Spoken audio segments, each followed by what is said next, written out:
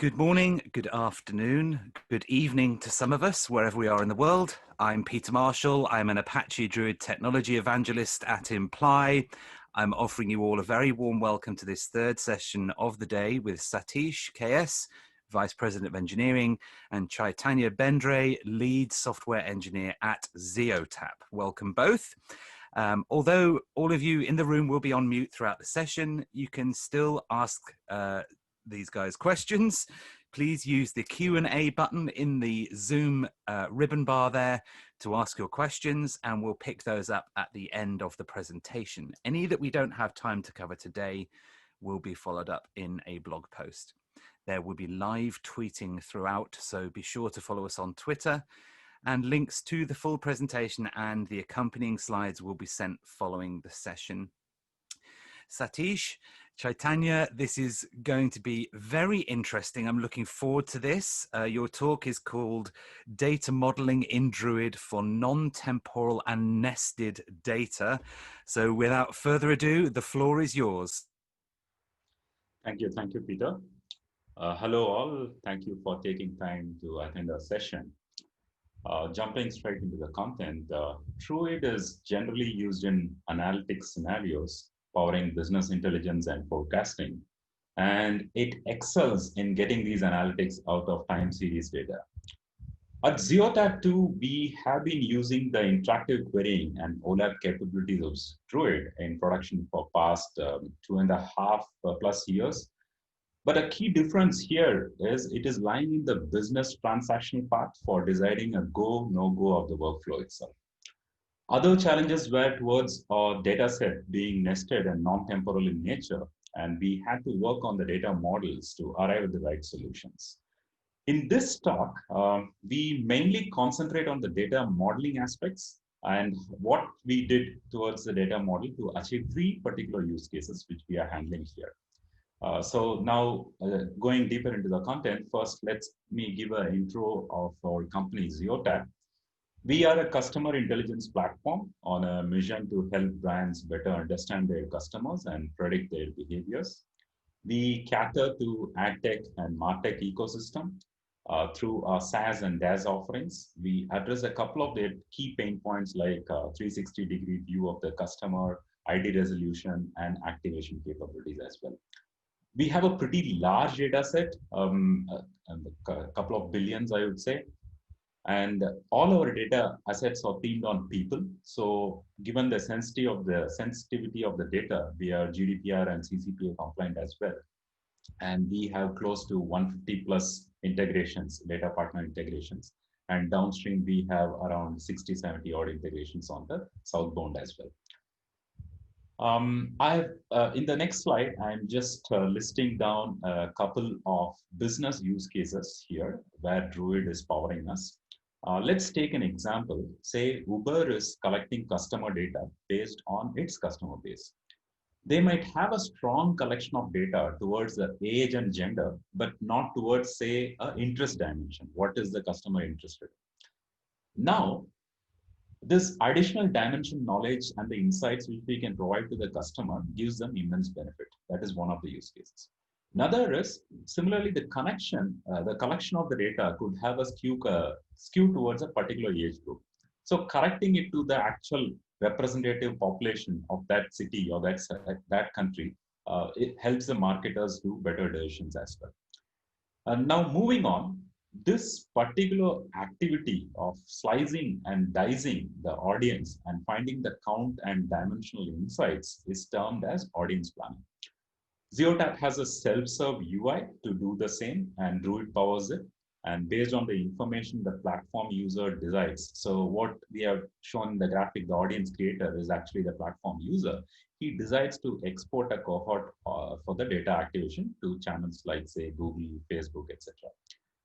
We have pictorially depicted the data and the decision flow here. If you look at it on the left-hand side, you have the ID and the profile sources. And there is a unification process. This is a whole ETL process which happens and it blends the data. And I just simplified to a normalized format here to showcase the table. And of course, it is used for machine learning based enrichment as well. And a copy of this data has to be supplied to Druid. And the audience comes here, he issues a segment creation criteria, which is like a where clause. And Druid gives back the estimate and the insights level data. And based on that, he decides, okay, this is a good audience for me to go and activate it for, say, a targeting or a retargeting use case. And it is being pushed as an export data set to the channels. So this is why I just mentioned that it is sitting in the business transaction path. And this data which has been pushed out is actually what is making money for us. So that is why I told it's in the transaction path. Next, let's move on, deep dive to one of the vertical use cases, which is the audience insights. Yes, hi, welcome everyone. So in next few slides, we will talk about three different use cases where we had to use Druid and had to work on the data model aspect of the Druid for our use case. The first use case is called audience insights, and we have already explained what audience is.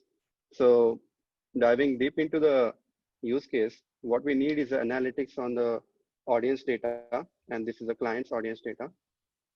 And this audience data consists of user IDs as well as their profile at particular point in time. So the nature of data is a snapshot data. It does not have any natural time dimension. But yes, the time at which the audience is generated or refreshed can be used as a timestamp field. So this is the first challenge. If we have to load this data in Druid, we do not have a timestamp field to load this data. Okay. The second challenge is that the size of the audience can vary from anywhere from small data, which is 1,000 users, to a large data, which is 50 million or 100 million users. Okay, and what we need is interactive OLAP kind of analytics on this data, and we have flat dimensions like gender and age, as well as the nested dimensions like apps. So we'll go deeper into how the data looks like. Yeah, so before going into data, this is what our UI looks like, the final insights UI. We have built this UI in-house, and the choice was made as opposed to using a BI tool or a pivot UI is because we had to capture some interactions that the user is doing on this UI. And the example of that interaction is that we wanted a user to allow to select certain parts or certain parts of these charts. And then whatever is the selection, we wanted to activate it. Now, of course, other tools like Imply Pivot may be able to provide that. We haven't done a full POC. We look forward to explore it.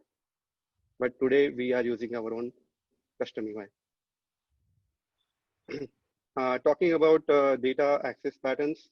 So most of the queries are of the style top-end queries, where we have a group by clause on multiple columns or dimensions, and we are limiting the results to show only top few insights. Okay.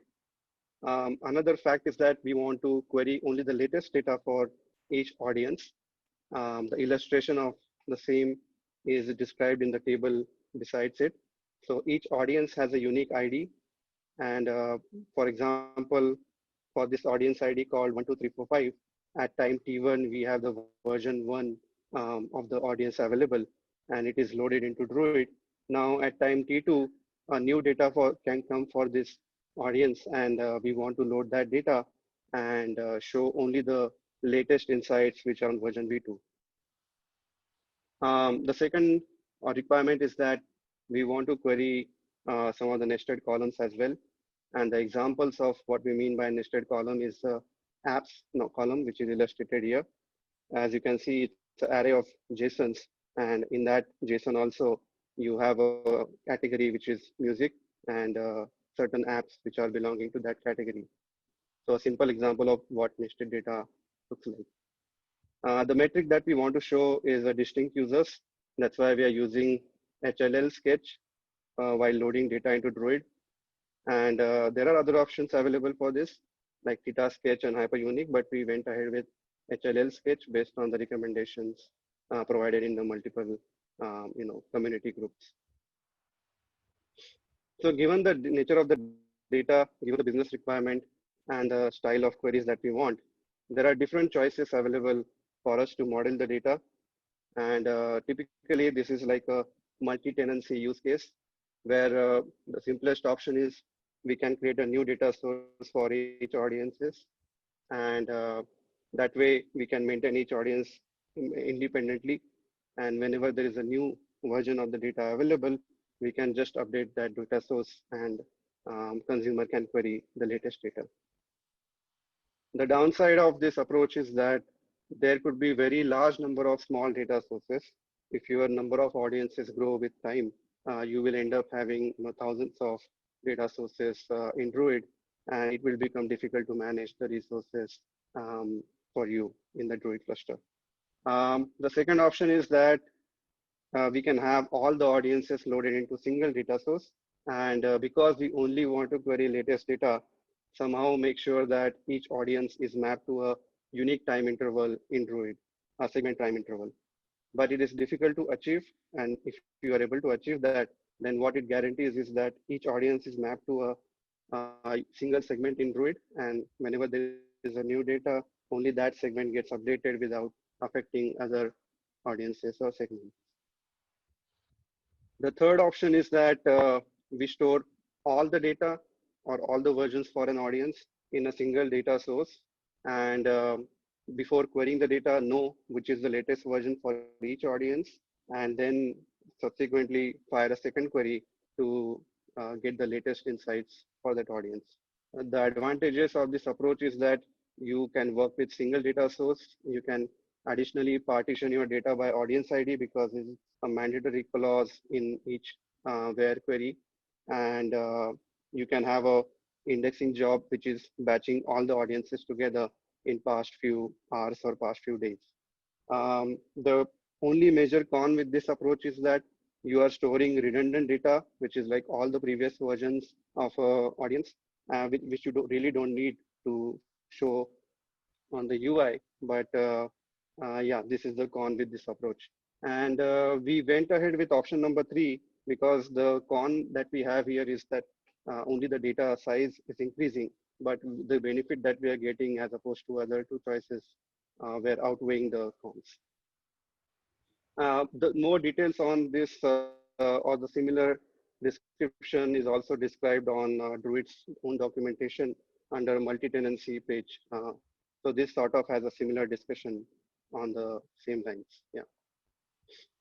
If you look at the data flow of how we are achieving this from the source to the UI, so we have a product called Connect, which is maintaining all the audiences in Zeotap.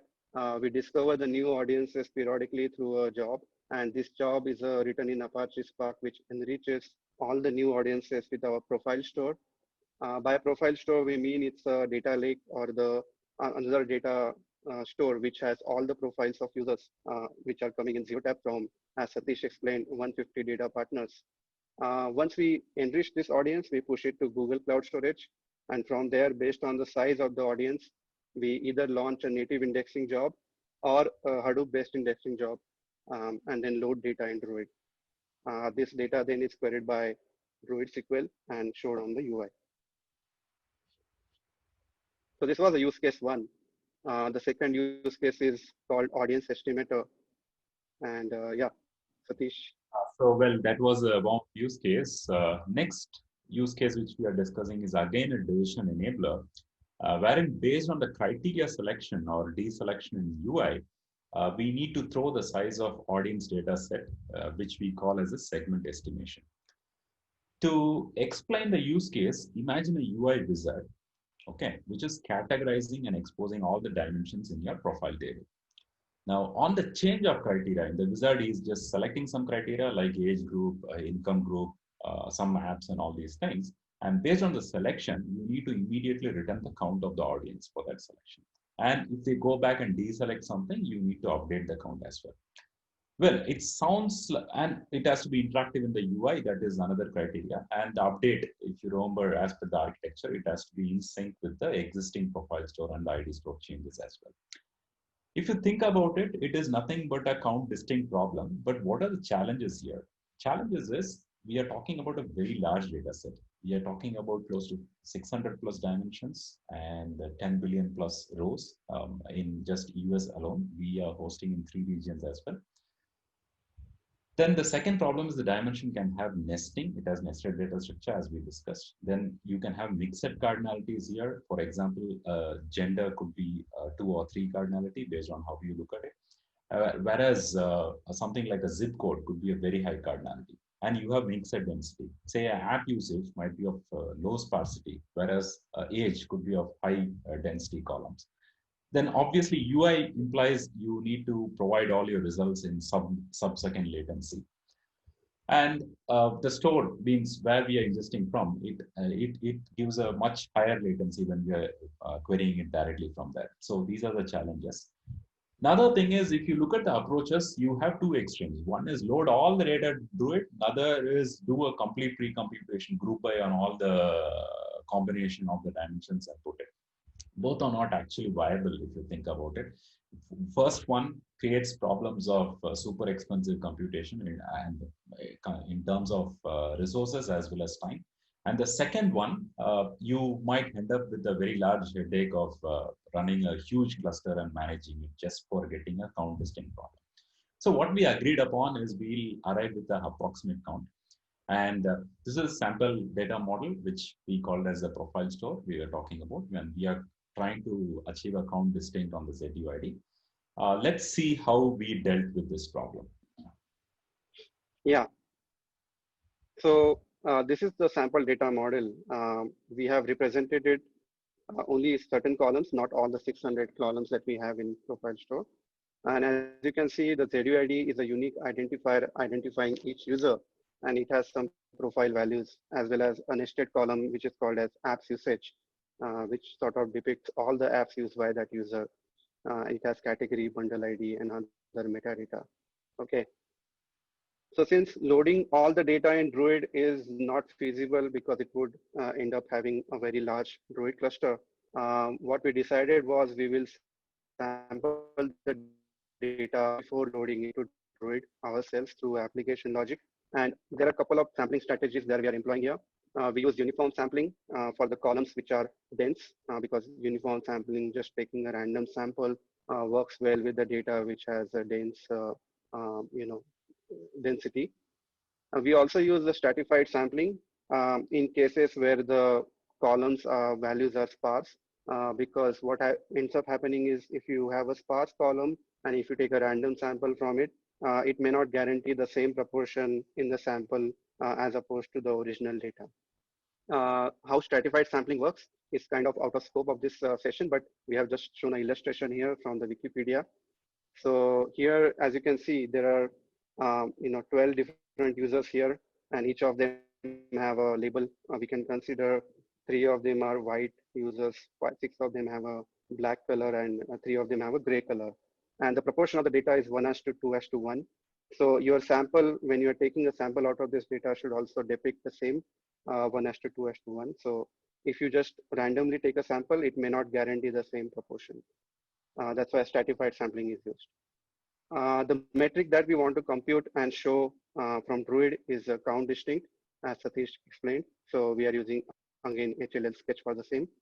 The dimensions are all the dimensions, 600 dimensions, and some of them are nested columns or nested dimensions. We flatten them before loading into Druid using flatten spec.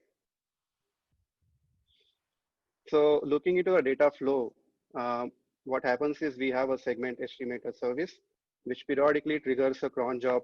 And this cron job essentially is a Apache Spark job, which samples the data from our profile store.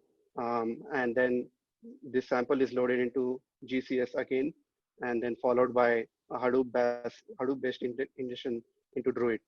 The same data is then queried through a segment estimator service and then served to the UI.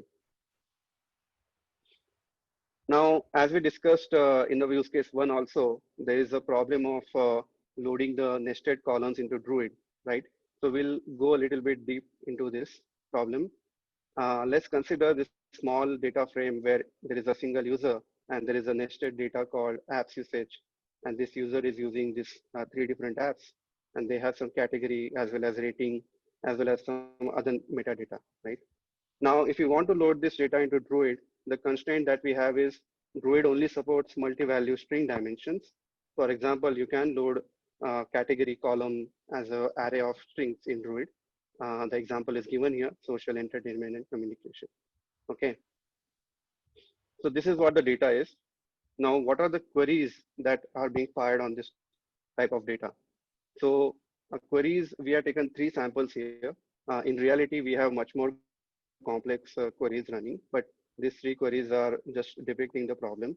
So we want to know the distinct count of users that are using apps belonging to category social or finance. This would be one query. The second query would be distinct count of users that are using apps belonging to category social and finance.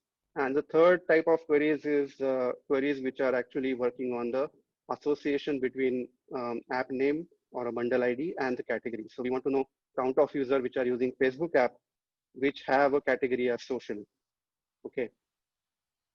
So the third query may not be very intuitive to understand, but it is coming from the real data where each app can belong to multiple categories, and you may be only interested in users who are using the Facebook app that is belonging to social category. Okay.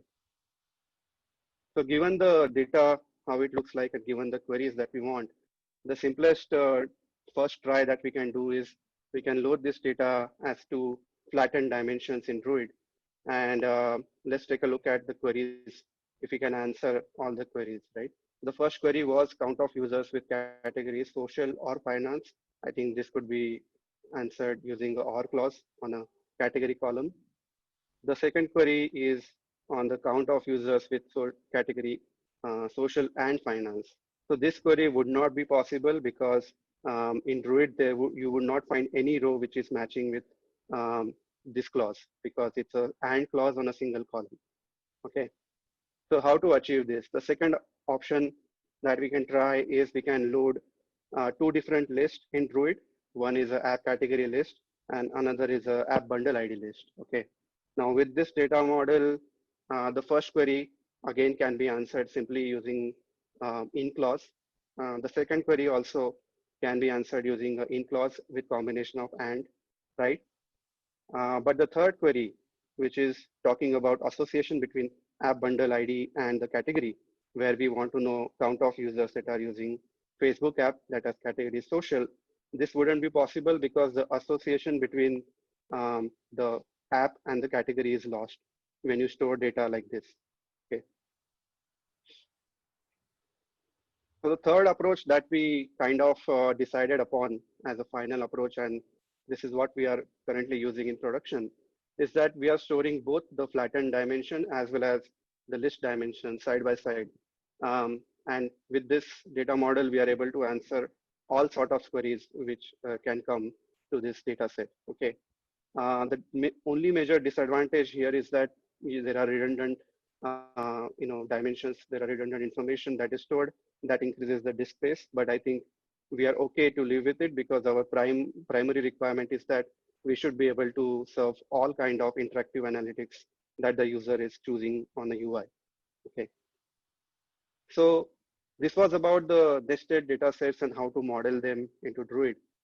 We'll go to use case 3, and this is called audience skew correction. So in use case now 1, we already explained what the audience is. To remind you again, audience is a set of user identifiers and its profile values. The profile values are like a gender or age or could be interest or apps that the user is using. Okay. And by skew correction, what we mean is that any data that you collect in real world, especially if it's a demographic data, it is likely going to have a skew in some of the demographic columns, like gender and age. And what we mean by skew is that it is not representing the reality of that particular location or the census data. Okay. So we need to correct this gender ratios or the age ratios by somehow computing the census statistics as well as the statistics of our data set and the statistics of the location where the audience is existing, right? The actual methodology, again, is not in the scope of this talk, but what is interesting or what we want to focus on is that once you have a ratios available, corrected gender ratios available for your audience, how do we load that into Druid and how do we run queries on that? Okay. So we'll discuss the data and the queries, which will describe this use case in much more with much more clarity. Okay. So this is a very simplistic representation of what the audience looks like. You have a user ID, you have some profile information like what type of customer it is, what type of network he is using. You also have its location, the city where he's staying at, and you have calculated the gender ratios for that particular location through some offline process, and now you have this available with each location. So in this example, Bangalore has a gender ratio of 0.8, and Mumbai has a gender ratio of 1.1. Okay. Now once we have this data, we want to load this into Druid to answer queries like, we want to know average gender ratio for people who are using Wi-Fi. Now this is completely hypothetical query. It doesn't make any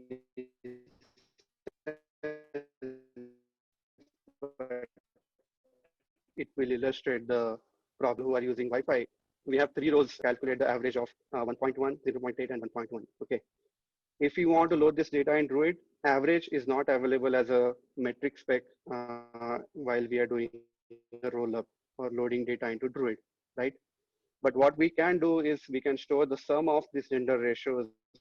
Sorry for the disturbance. So yeah, I was talking about this use case where the computation that we are doing is we want to know the average gender ratio for a particular type of query. And the example that we took is we want to know the gender ratio for people who are using Wi-Fi.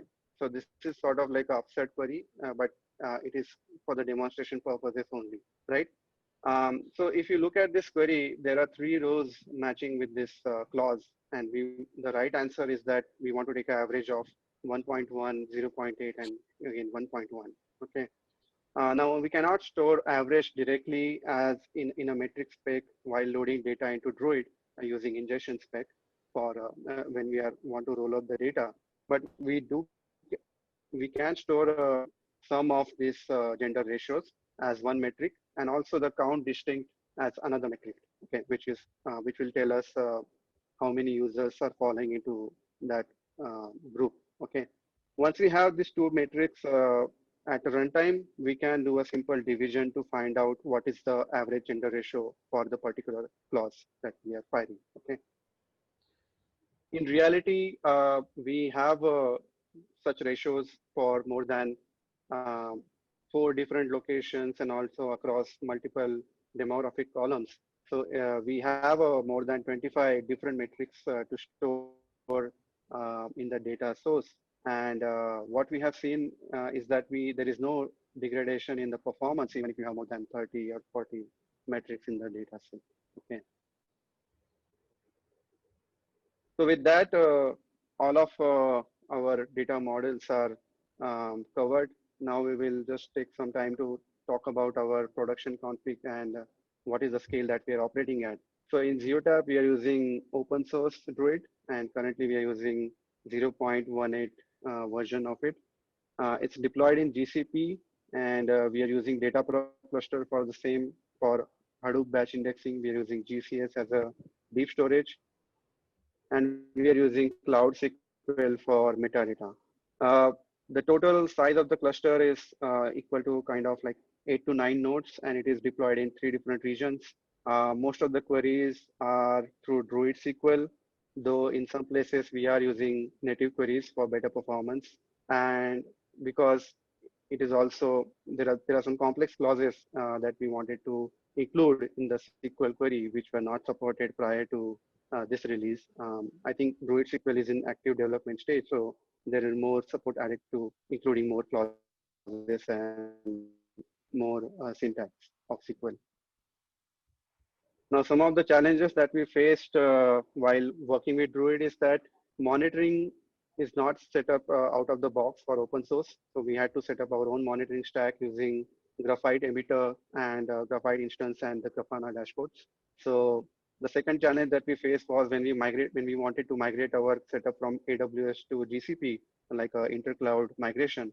There was no direct guide available, and actually we had to write our custom scripts to change the file protocols for each of the segments from S3 to GCS to migrate the data. We also discovered that we have to keep attention on the size of the data that you want to index, because just blindly launching all the jobs on a Hadoop cluster as a Hadoop indexing job may not be wise. It can slow down the indexing process, as well as it can queue a lot of your jobs, affecting the SLAs. So we are taking this decision based on the size of data. We also observed that indexing for a very large data sets take a lot of time. We think mainly because the MapReduce writes the intermediate data to disk, and that takes time. So if you have a very large data set in range upwards of 500 GB or 3 terabytes, maybe we can experiment with Apache Spark based indexing. It is available as an open source, but we haven't really tested it thoroughly. And the next challenge that we faced was long running queries. So we had some of the queries which were long running and were blocking entire resources for historical nodes and broker nodes. So the way around it was there is a query laning functionality or feature recently released in Druid, which sort of caps your resources for any single query. And this allows other queries to run parallelly without affecting the resources. So that's about it. That's from our side. If you have any questions,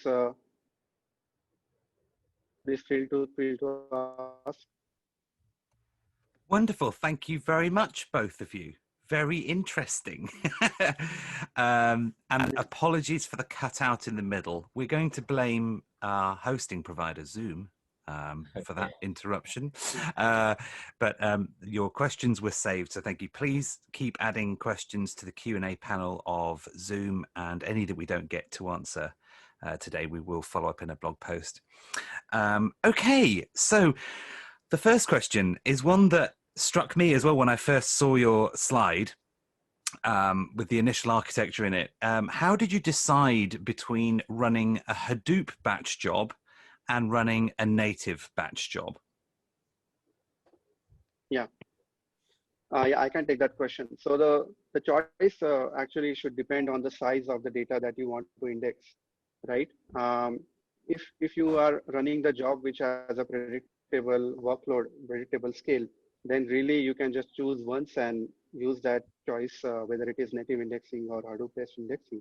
But for our use case, as we described, the audience size is very dynamic, changes from client to client. Some of the audience sizes is few thousand rows, and some of them are 50 million or 100 million rows. So we are just using a custom script to first calculate the size of the data that we want to index, and based on the size, we launch either the native indexing job or a Hadoop-based indexing job. How are those launched? Are you just using the APIs to launch those and submit them? Correct. We use the HTTP APIs of Druid to launch the job. Okay, cool. Thank you. Interesting. You kind of touched on this a little bit, this next question, but I'm certainly intrigued. I've asked this question of speakers before, so I'm asking you. You said that you're using Grafana, I think you said, to monitor the actual Druid cluster. What particular metrics are you interested in to ensure you get the best query times and to resolve bottlenecks? Are there specific things that you're looking for? Yeah. So I think there are a lot of metrics available. I think you can customize them as well using whitelist JSON. It's like a control file you can include. But the sort of metrics we are interested in is query runtimes on historical, or the query runtimes in broker, and also the JVM usage across the historical nodes and broker, as well as the cache usage. So these are sort of lies in the critical path of, or these are the metrics which affect the query runtimes. That is where we are most concerned. But there are other metrics also that we should track, like CPU usage and JVM usage, memory usage, along with query runtimes as well. So in your design, because I'm interested in how, because it's a very, for me, quite a different way of using Druid. So that's just a limited experience and exposure, right? So in use cases where it's we're just using time sharding out of the box straight away, off we go, distribute the data. Are you I don't know whether you know the answer to this, but are you seeing slightly different things to look out for in the way that you've deployed that you would do in a normal deployment? Yeah, correct. So as Satish also said, right? So primary use case for Druid today also is that the time series data, and you can Right. operate it at a very large scale, and it still works fine, right? At any scale. I think that is also one of the use cases that we are using in Zeotap. But there were other use cases that we described today, which did not have a time dimension really, but we just tried Druid as a choice because we already had experience in it, and with little tweaks and knowing these things, we could also use non-time series data with Druid. Yeah. Yeah. Cool. So if you think about it, Peter, use cases around where you need high aggregations, right? Hyper-fast aggregations, and you need sub-latency queries. Even if there is no timestamp or a time series in that, you could still achieve it by proper data modeling in Druid. That is exactly what we wanted to showcase in this talk. So you just need to be a bit creative on how you're putting your data into the Druid stuff. And if your use case is matching those criteria as what I told, like you have a bunch of what I call as the probabilistic data structures, which are implemented out of the box, right? So wherever you have a use case where you want to use the probabilistic data structure and achieve results out of it, you can think about Druid, fitting Druid into that. Yeah, awesome. Thank you. Yeah, very interesting. I had a question about where the sketch was actually generated. Is that being done by Druid on ingestion, or are you creating the sketch prior to ingestion? Yeah. So as Satish also said, right? So Druid has an inbuilt sketches. It implements many sketches, not just a hyperlog sketch. I think it is using Yahoo's library of data sketches to implement these algorithms. So this is sort of inbuilt in Druid. So you just have to provide which sketch you want to use and on which column you want to build this sketch. Druid automatically builds that for you while ingesting the data. One point. And just to add to that again, we did like with the scale of data being increasing, right? Sometimes we see this performance downside. So our team has done a complete benchmarking on various sketches, which is available via Apache open source sketches. The sketch library has been benchmarked, and probably down the line, we will be publishing that as a blog post or sharing all our understanding on the various sketch implementation for our use cases as in a meetup or a blog post. So that is on the way, just look out for that. Yeah, awesome. That'd be really interesting. Yeah. Cool. So another question. To add to that, oh, sorry, please. Yeah, go ahead. Yeah.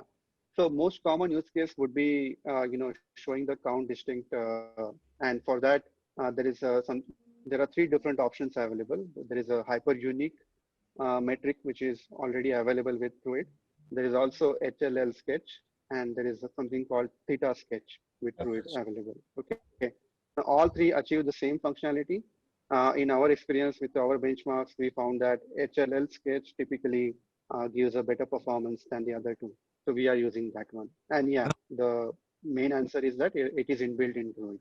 You don't have to build it outside of Druid. Yeah. Awesome. Thank you. Okay, I'm keeping an eye on the clock here. I have one more question for you. When you're getting the latest version of a record for a unique ID, are you able to use queries with scalar functions such as max of that version? Is that how you're solving that problem? Yeah, so there are two ways to solve that problem. First is you fire two queries. First query to find out what is the maximum version for each audience, and then using that result, then fire a subsequent query, which will get you actual insights. And the answer is yes, you can run the max query on the version as well. Actually, if you consider timestamp that you are loading as a version, then the job becomes easier for you because timestamp field is also indexed by Druid. So you can just use a max of timestamp and find out the latest version.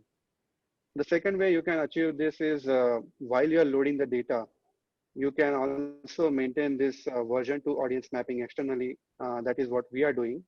So just to avoid the queries for one job. So because we maintain this mapping externally, we know what is the latest version for each audience, and then just use that to fire a query on Druid. Right, cool. We have a question about the monitoring services. The first part of the question I will throw to you. The second part of the answer I will answer myself. So I'll do that bit first. The second part is, does Imply provide a monitoring service for Druid? This is a genuine question. I'm not just making this up. Yes, there is. There's a product called Clarity, which is for monitoring the Imply stack. But the question for you is, are you using AWS CloudWatch? Are you using Splunk or other service like that to actually collect these metric data? Or is it all just going into Grafana, I think you said? Yeah, Yes. so Druid provides different type of emitters. Yeah, sorry, Satish, you are taking this question? No, I was just confirming that we always have used Grafana, both in AWS as well as GCS, with graphite emitters. Correct. So yeah, the answer is that Druid provides different type of emitters for emitting the metrics that it collects. There is a log emitter, there is a HTTP emitter, and there are some community contributed emitters as well. One of them is graphite emitter. Graphite is a time series database again. So these metrics are collected through Druid and pushed to Graphite instance. And we chose Graphite emitter because Grafana, which is like an open source dashboard tool, has a good integration with Graphite. So yeah, so you collect metrics in Graphite and then you use Grafana to build dashboard on top of it. And this can be achieved in both AWS as well as GCP. I saw some conversations about this going on. I think it was in ASF Slack a couple of weeks ago. I think some people are doing things like pushing the metrics back into Kafka again and then ingesting it into another Druid cluster. I think there's a whole range of different ways people do it. But yeah, cool. Well, thank you very much. And there are some more questions, but I apologize. We're out of time. We'll make sure we get back to you. Both of you, thank you so much. It was really great to hear both of you speak. Very well presented, very articulate. Thank you very much. And I certainly learned a lot. It's very insightful. So thank you both very, very much. And thank you to all of you for your participation in this conversation today. A link to the slides that you've seen and to a well-edited and tidied up recording of the session will follow. We would all in the community love to hear your own stories, whether that's through a 5-minute interview or a blog post or a presentation like you've seen today. Just send an email to community@imply.io to talk to us and hear more about the Apache Druid community across the world. If you're using Druid today, make sure you ask us about adding your own entry to the project's Powered By page. And do keep an eye on the Imply blog, ASF Slack, and the Druid Google user group for an upcoming announcement about a discourse-powered Druid community forum. We're very excited to be launching that very soon. Well, the sun never sets on Apache Druid. It never sets on the Virtual Druid Summit, but I'm looking out my window here, and unfortunately the sun has set in the beautiful town of Cambridge in England, where I am. So it's goodbye from me this evening. I'm turning over hosting duties to the wonderful, the luscious Rachel Podreski, who's Vice President of Community here at Imply. Rachel is going to be introducing our 4th session from Itai Yaffe, from Imply, and from Yakir Buscula from Nielsen Identity.